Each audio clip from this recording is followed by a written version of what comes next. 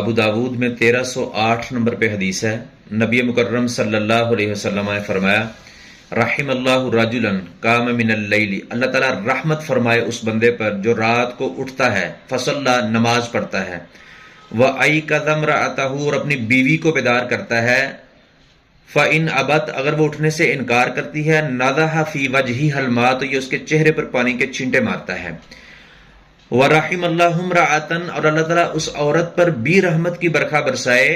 जो रात को उठती है, नमाज पढ़ती है, व आई कज़त ज़ौजहा, अपने खामद को बेदार करती है, व इन अबा, और अगर वो उठने से इनकार करता है, नज़ाहत फी वजही हिलमा, तो ये उसके चेहरे पर पानी के छींटे मारती है।